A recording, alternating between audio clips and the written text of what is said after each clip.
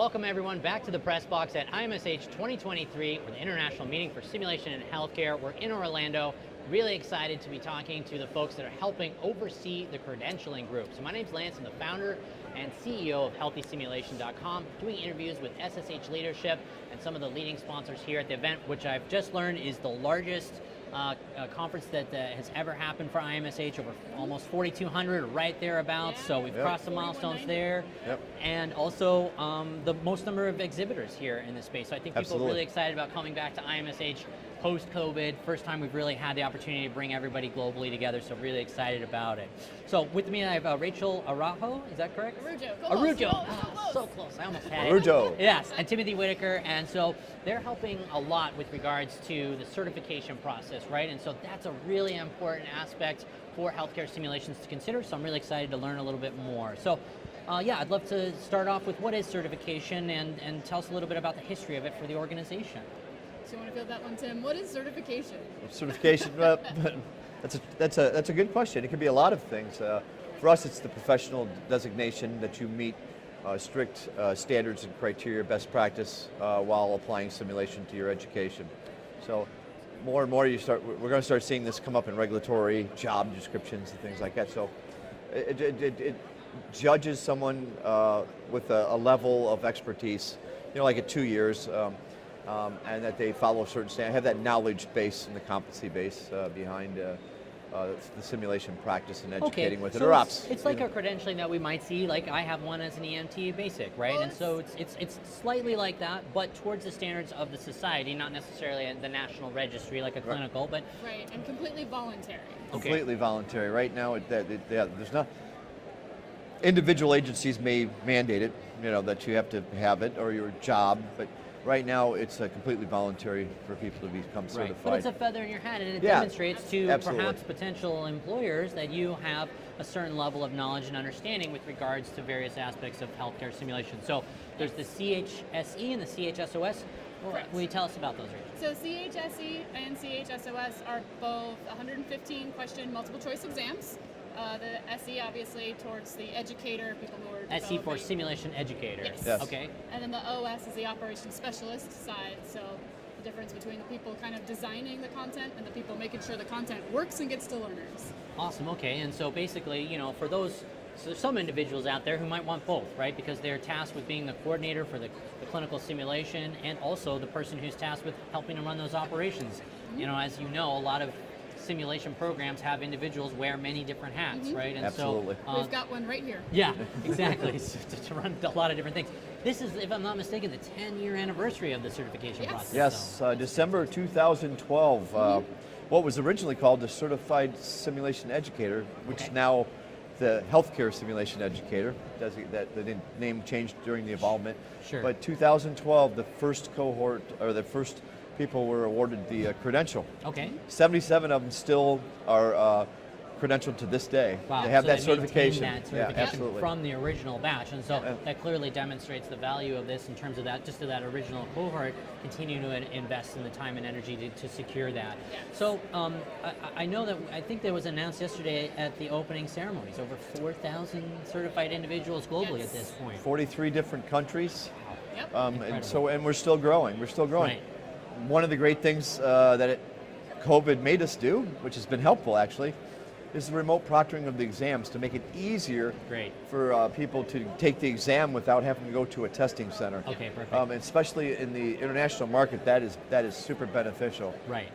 You just need to travel. And you used to have an updated PC, computer, whatever, and some stable internet to have it all occur. Okay, so for a secure test-taking process, that would happen over time. And you want the bandwidth, obviously, so for the whole process to occur. But so that's helped out tremendously. Okay. And more we're advocating different things within the simulation world. Okay. And then Rachel, will you tell me about the Dash A designation? That's a newer designation for us. Yes, so we have the CHSE-A and the CHSOS-A, so they are the advanced. So if you get your CHSE or your CHSOS and you want to take the next step, as long as you have been practicing for more than 5 years, that's the criteria. And Yep. it's a portfolio-based submission, so it's not a multiple-choice exam. You develop a portfolio of your expertise, and you submit it, and it's reviewed by a committee. Okay, and so we can utilize services like the healthysimulation.com Learn platforms for CE, CME certificate downloads, and that could be used as evidence as part of this portfolio of the types of things that these Dash A designees could kind of demonstrate in order to kind of show that they have continued to do an investment in terms of training.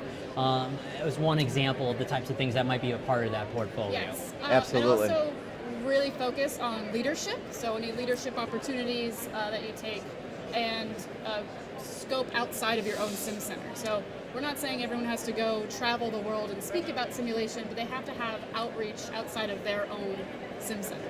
And to your point, Lance, once you are credentialed, healthysimulation.com is could be one of the avenues that you use, because to renew, you need continuing professional development.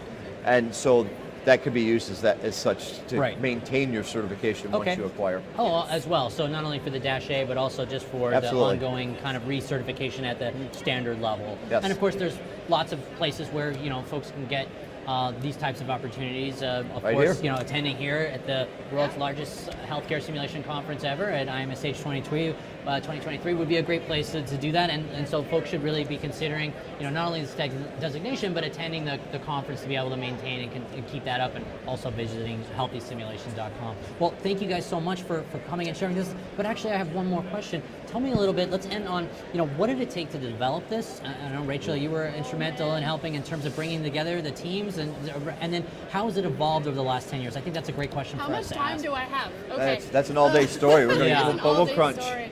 So my background is in assessment design. I have 14 years in assessment design and psychometrics. I'm going to try and get this as fast as possible.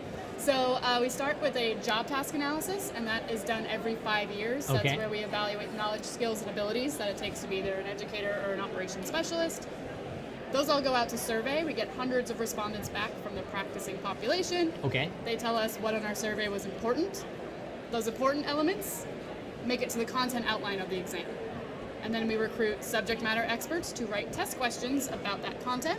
We have a different group of subject matter experts who review and approve those test questions. The test questions get put on an exam, and then we evaluate the statistics, and we use subject matter experts for that too. So I want to be very clear, every step of the process involves a committee of subject matter experts. Those it's not folks just that Tim understand, and I in a right? room. No, of course. There's many people that are involved with this entire process to help develop it, and then I believe over time you have, after the initial test is built, it is reviewed, right? Revised, and so, yes. and revised and improved upon. Yep. And so, we can shape better questions, increase the number of questions, Yes. or create the questions that are more specific to the latest realities of the space. Because obviously this year we've seen plenty of brand new technologies for the first time. Yes. Seeing some amazing new things with education management solutions, for example, with regards to their Tesla suit utilization for biometrics. These are the types of things that, hey, for the CHSOS, those could be great questions for us to kind of evolve into. Absolutely. So that's happening as well over time. Yeah, the item banks are constantly being reviewed. Items are constantly being reviewed. Everything that's in a scored position on the exam already has statistics, so we know how it is going to be performed. We've had, I think, over 230 individual subject matter experts from over 20 countries participate in some form of exam development. Wow. I want to add, all of the rigor she's referring to is required because we are accredited to provide certifications. That process alone, they're the lens that they're watching, and there's not a lot of certifications out there that are accredited. Right.